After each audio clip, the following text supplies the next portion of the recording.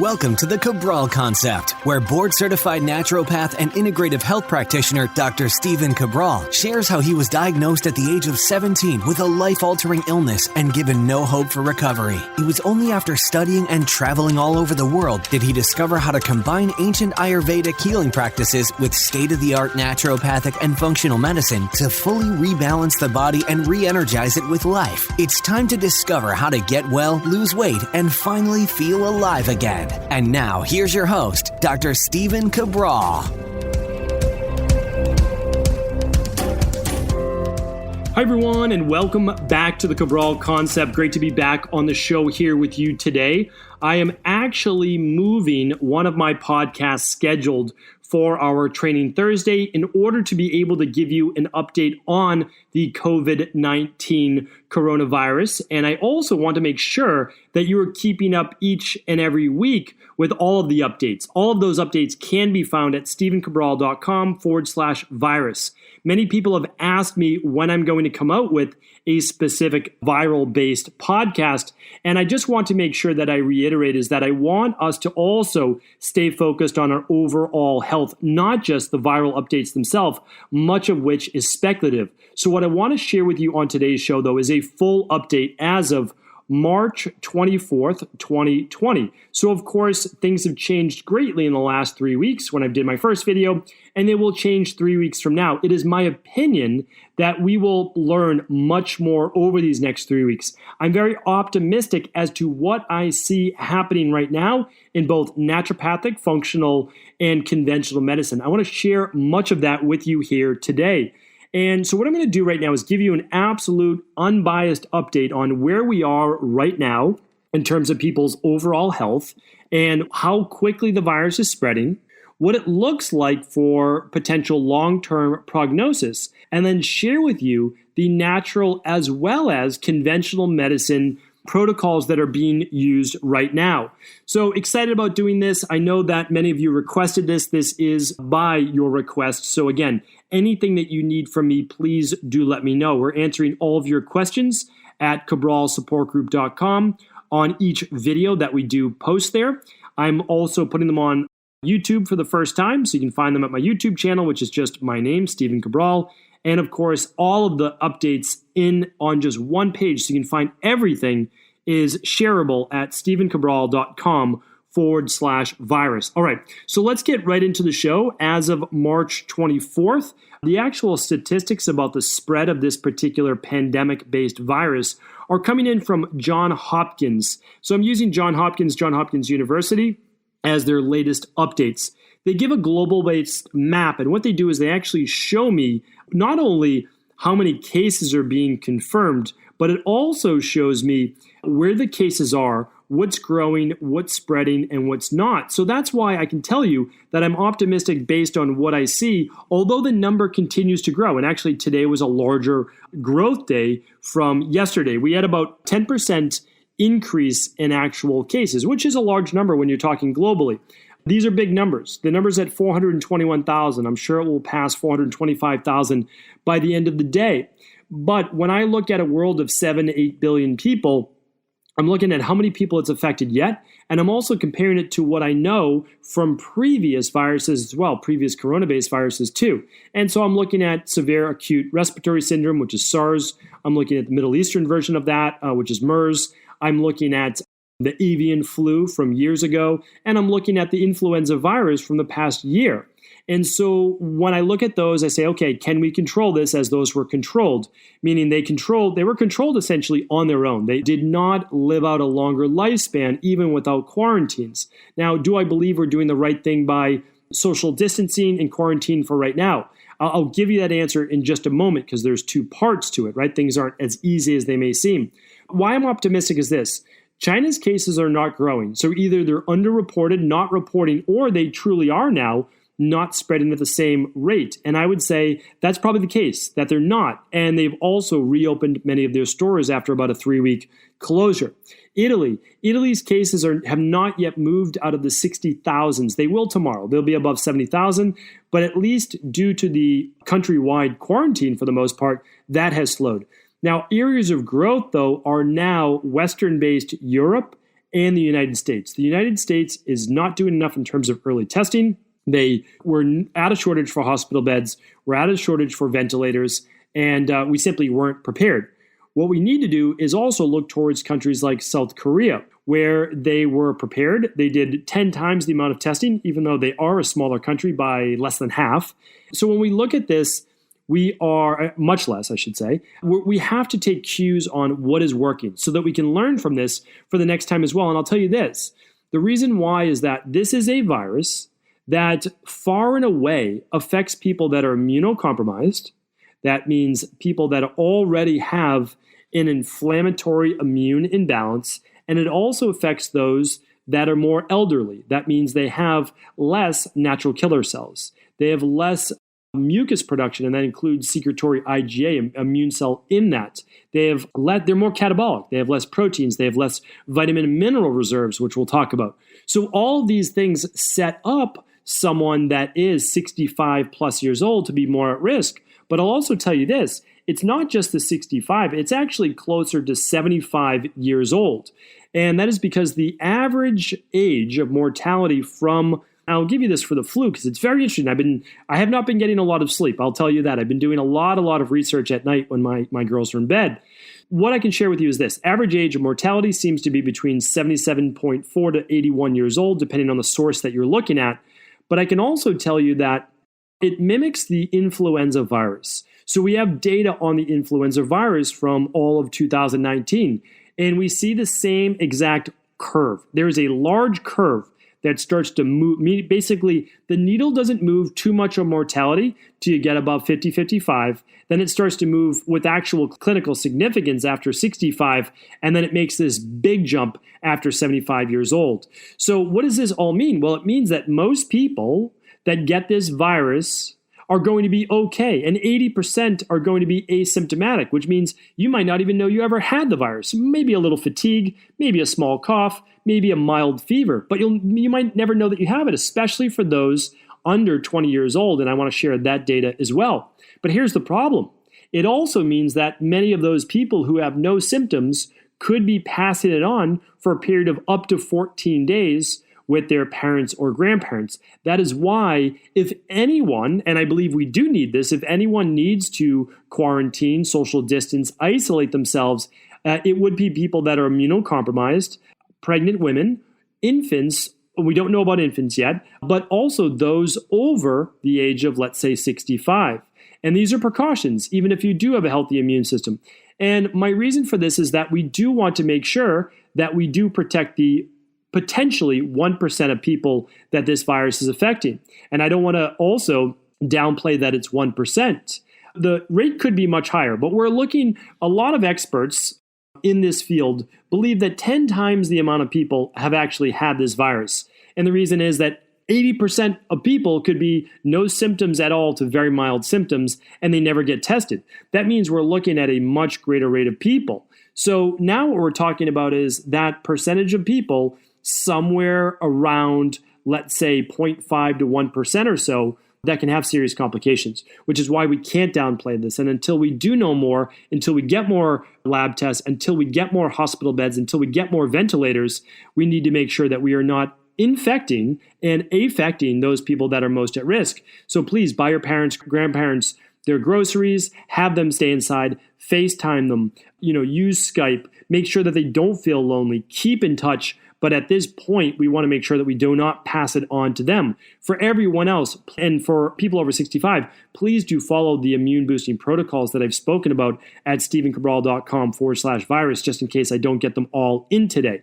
Very, very important. This is the time to be using those now more than ever. And please do follow the de-stress protocol specifically for viruses and immune boosting in the very first video. Now, that first video came out the very first week things went live. And of course, there was only a couple hundred cases in the United States, and now there's 50,000+. So I do understand how this is spreading. And keep in mind, I don't downplay that because the flu affected anywhere from 30 million to 50 million people in the United States alone over the last year. So this virus very well may reach 100+ million people. But again, the majority of people will be fine. What we need to do is look out for those people that are most at risk. Okay, so I'll keep it at that. because I do want you to understand that this is serious, but the people that it's most serious for are those people elderly, immunocompromised. So now let me share with you, again, to me, there's some optimism in that because I think we can protect our parents and grandparents. I really believe that. We can make sure that they're not exposed. That's a really big part of it. And then for the rest of us, we can do our part with helping them out, right? I'm sure they've helped us out in our life, someone out there in our community that we can help out as well that may need our help right now. And for integrative health practitioners, please, you are learning to become health coaches or you're already health coaches or it's a passion of yours. Now is the time to present a balanced approach, an integrative approach. Teach people about elimination diets, teach people about proper fasting, have them do a modified spring detox, any of those things. This is the time now to use your knowledge and get out there. I mean, right now, the world needs more people that are preaching balanced health. This is not the time to be preaching keto-based diets and things that could stress the body to a much greater degree. This is not that time. This is the time to be sensible, to be preaching the 7 to 9 servings of low glycemic fruits and vegetables, because we know that they pack a punch for the immune system. We know that the phytochemicals, the phytonutrients in them, the anthocyanins, the plant-based enzymes, the sulfur-based amino acids, which allow for proper detoxification. We know these things work. Let's not experiment in a time of need. That can come when we are living in a much healthier world. Okay, so what I want to share with you is this, is that the spread of the virus seems to be stopping in the countries that are about 3 weeks ahead of the United States and also Western Europe. That's a good thing. It means that if we follow suit and do things properly, we should be able to slow that spread as well. Here's the thing though, it's not going to stop right away. It's just not. I believe we're looking at this through June. And the reason is that viruses don't survive very well in the heat. Most viruses. It's why you see flu virus season mainly in the colder climates and also during the winter time. That does not mean that this is not, I can't predict that, right? I'm giving you my thoughts on this. I also know it's one of the reasons why sauna works so well for viruses. If you heat up your core temperature, you can kill viruses. If you increase the core temperature of your body, just like a fever would, you can speed up the flow of white blood cells. So I do hope that it is absolutely gone. I'm hoping sooner. But the thing is, we're not really quarantined. And you have to understand, social distancing, I'm sure, is helping to a degree, and I believe that. But we can't stay quarantined for 12 weeks, for 3 months. We simply don't have the economic structure. We do not have the supplies. We're not able to do that. It's just, I don't believe it's feasible. And the thing is this, you can still go to your grocery food store. You can still fill up with gas. You can still do all of these things. So what does that mean? Well, you might be limited the amount of people in a store, but you're absolutely waiting in line with another 100 people. In Italy, they have a line of like 500 to 1,000 people. If any one of those people has COVID-19 and they cough and they sneeze or they touch anything and someone else does, well, then they could get it. So we're not really completely quarantining, and I want people to understand that part to it. So it's not going to completely stop, but I also don't think that it necessarily has to, because viruses have always been shown to move through the population. The people begin to build up antibodies to those antigens, or at least immune cells that can kill this particular virus. And while we are protecting those people most at risk, which again is the population that I've been speaking about. So what we need to do is mimic a lot of what's working in South Korea and other nations that are getting a hold of this while implementing what I'm about to share with you right now. So I'll talk about what's working in conventional medicine and experimental drugs, and then I'll talk about it from a naturopathic perspective as well. So again, everything I'm giving you, I will absolutely, well, why don't I do this? For all virus-based notes, it's just going to be easier if you go to stephencabral.com/virus, because that's updated usually twice a week. And it gives you everything I'm doing for my family, for myself, and in my private practice. So the medications were just listed there yesterday of what is being used in other countries and small studies. I want to add a caveat to this, that, well, for one, I'm an integrative health practitioner. That means that I will use anything to keep people healthy and safe, anything. And there are a lot of other people, and I understand that, they'll say, well, I would never use any medication. Listen, I get it and I understand. I haven't used medication since I was 27 years old.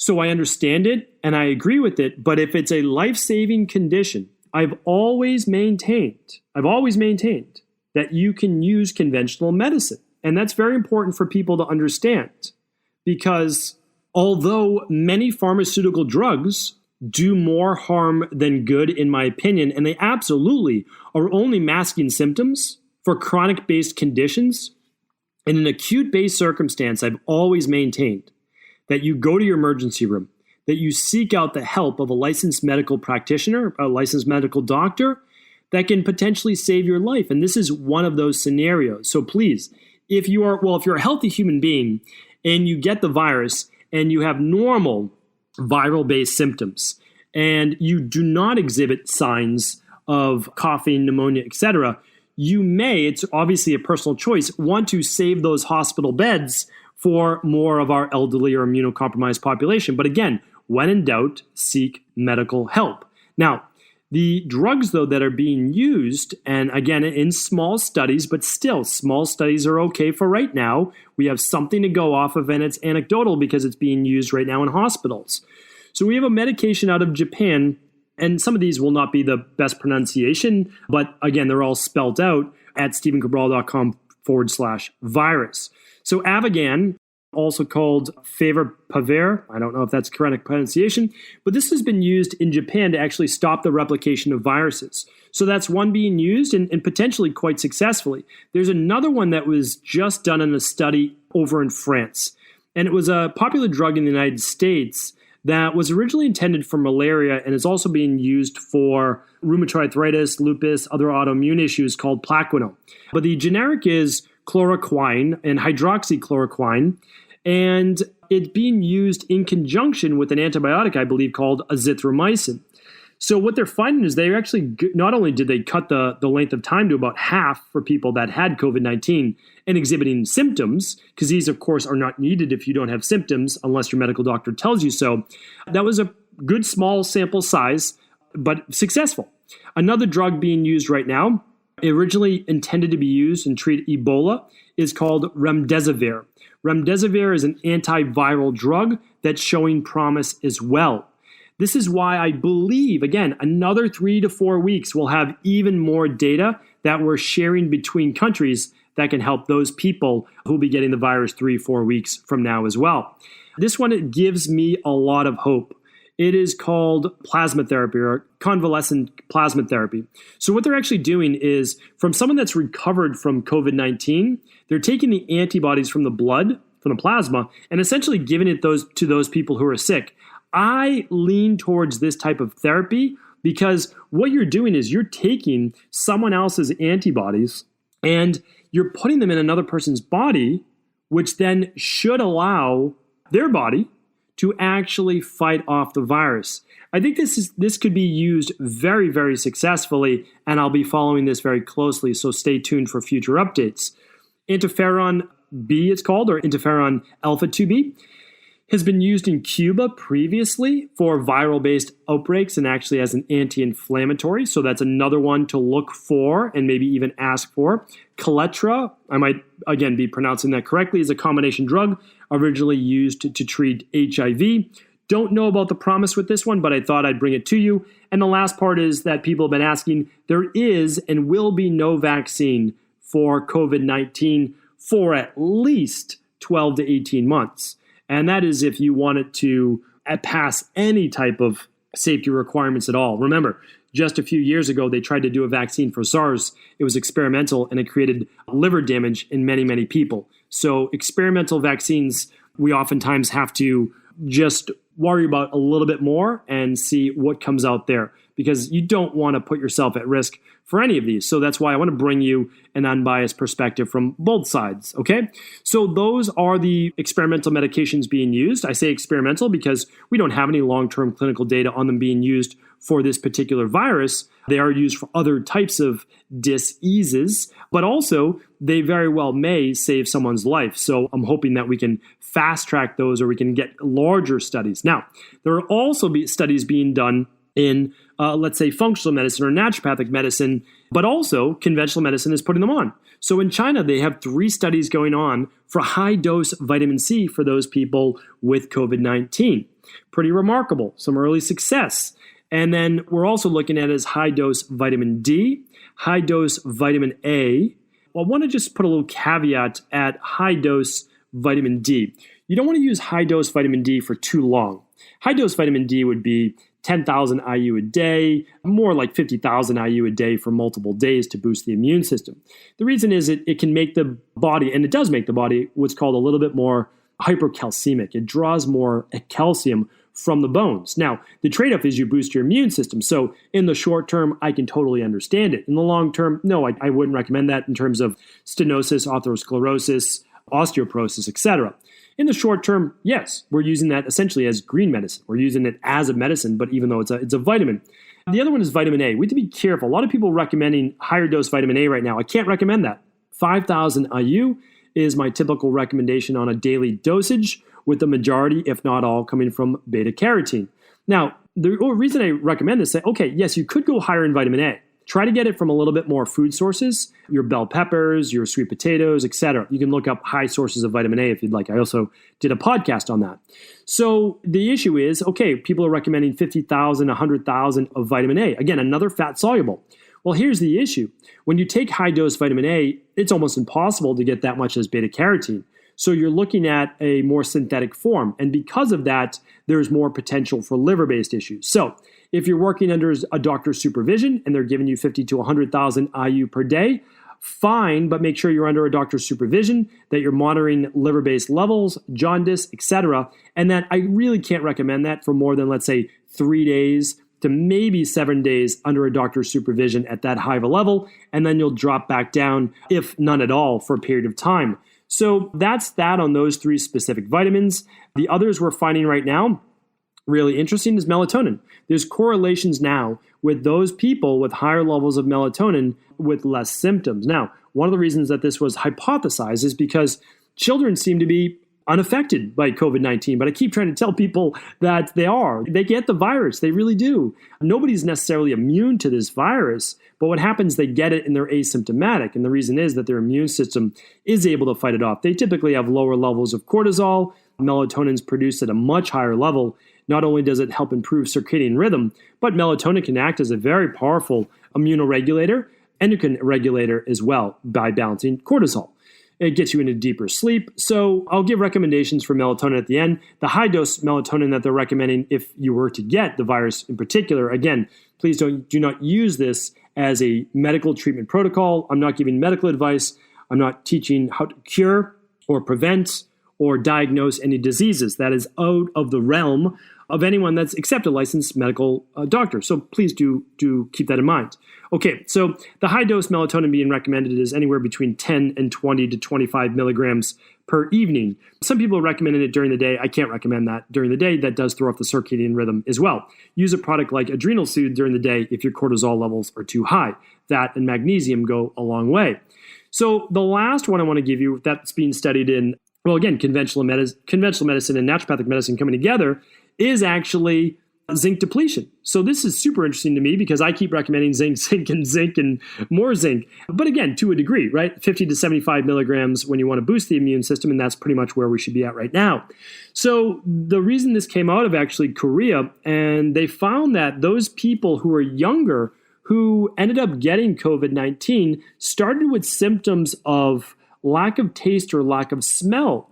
And many of us in the natural health field, many of my colleagues, hypothesize, as well as I do, that this could be from zinc deficiency because a main symptom of lack of taste or lack of smell, like it almost always goes back to a zinc-based depletion. Now, were these people zinc depleted in the first place? My guess is they were just getting enough on a daily basis. And then what happened was they got the virus and their body used up a much greater degree of zinc. Zinc is used to help boost the immune system. And so they depleted their zinc levels. That is my guess, my best guess. And I actually believe that it's probably, hopefully spot on. And then, well, what can we do? Well, we can start using zinc right now. And that's simply what I want to share with you right now. I do believe there's a lot we still can be doing. I'm not one of those people who say that it's going to get worse before it gets better, but I do believe that more and more cities are going to be quarantined. For the most part, Boston's cut off, LA, San Francisco, Chicago. I mean, there's a bunch of cities, and it could happen to anyone. So please watch my previous video on food prep, like what you need, what's easy to get.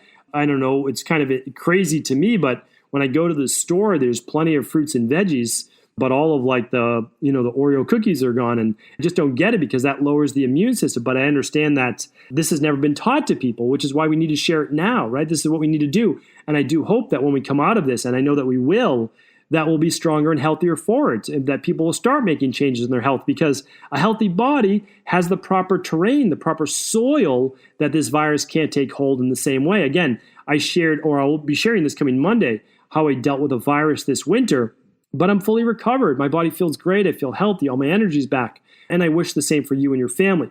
So please watch the food prep video before that. We're freezing fruit and vegetables right now. And of course, we have our rice, we have our beans, we have olive oil, we have sea salt, and you can pretty much live for months just on that particular meal. But we have our smoothies ready to go. We've got our products. And so what I want to share with you is exactly what I'm doing with myself, my family, and our private practice, because of course we've sent out thousands and thousands of emails.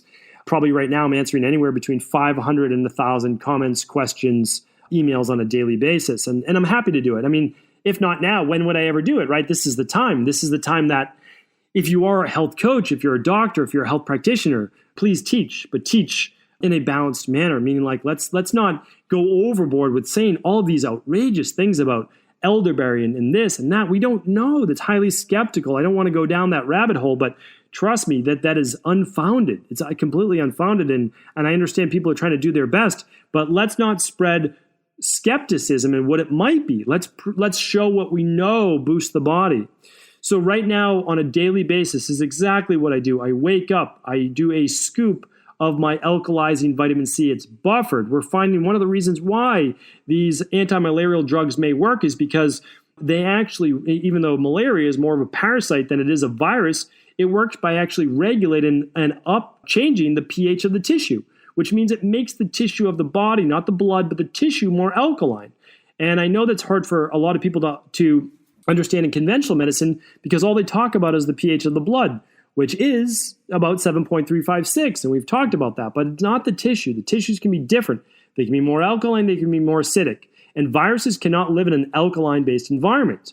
So minerals like calcium, magnesium, potassium, your veggies, your fruit, they're loaded with minerals, and they're going to help add more, hopefully, a pH, potential hydrogen to the body.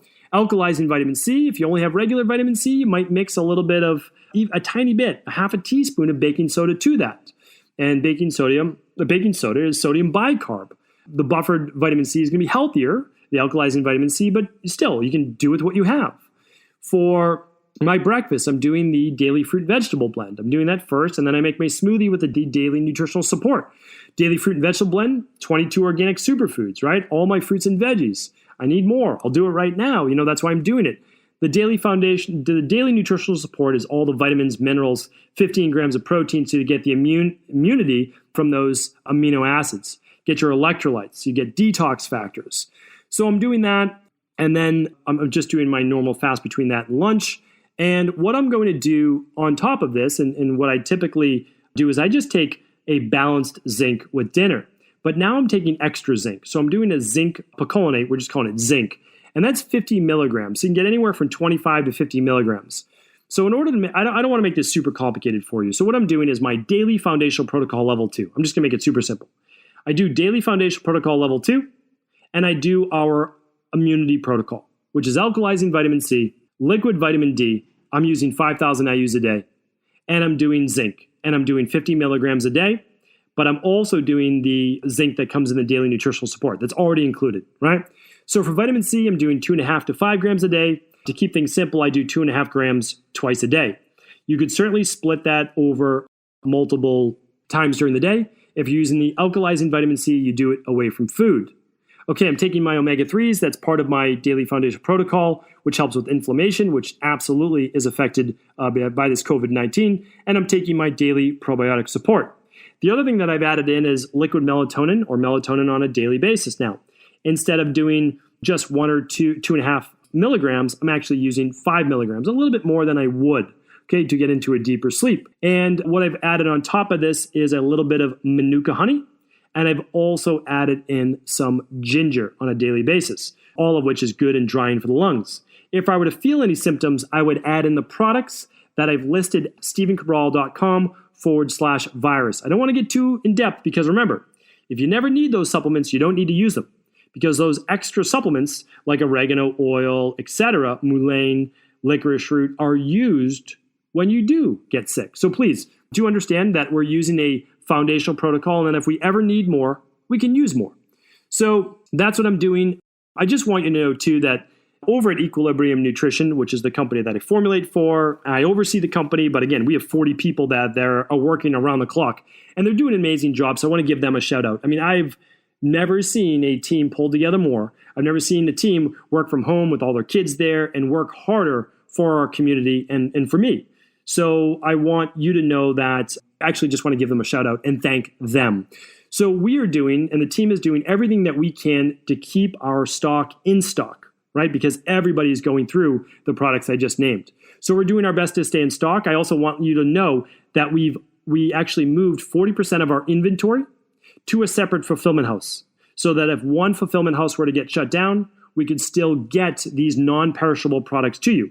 We have whole food bars that we have been trying to make people aware of as well. These are organic whole food bars that are non-perishable for more than a year. So great things to have in stock for you and your kids as well. But the thing is this, we're simply trying to give you the lowest possible price right now.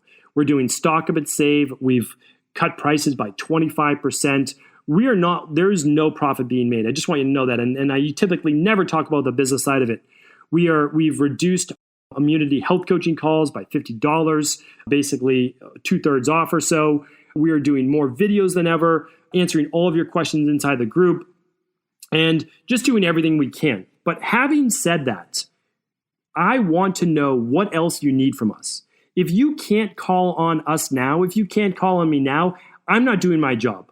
I will rest more when all of this is over, when I've done my job that I've committed to, right? So, if I've spent 20 years of my life studying all of this, if I can't work and do more videos and more content and answer more questions now, I will regret that. So please let me know how I can help, how I can be of service.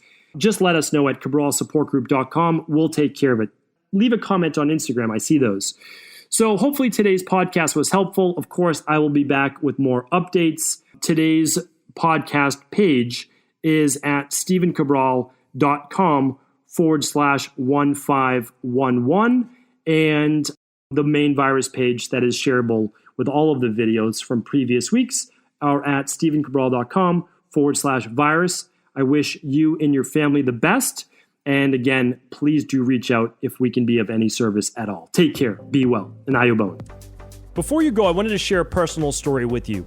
The real reason I began to get well finally is because I figured out what was wrong with me. And that might seem pretty obvious, but I went from doctor to doctor for over 2 years before discovering at-home functional medicine lab testing. These are the labs that enabled me to finally figure out what was wrong with my hormones, blood sugar, electrolytes, and gut health. And once I knew what was wrong, I could then follow a proven plan in order to rebalance my body from the inside out. This is why I believe so strongly in functional medicine lab testing and why I've made it my mission to share these labs with the world. Now at equa.life, you can order an at-home lab test or lab bundle for you and your family and be able to complete it within the week. Plus, the EquaLife difference is that you're not left to try to read and figure out these labs on your own. We explain what your lab numbers mean, what they mean in the much bigger picture, and then how to go about rebalancing your body in order to heal. To see our full selection of lab tests, or to set up a free lab selection call to find out what labs may be best for you, simply head on over to equa.life/labs. And do remember, we ship these all over the world. To find out more and to set up your free lab selection call, simply head on over to equa.life/labs. That's EQUI.LIFE/labs.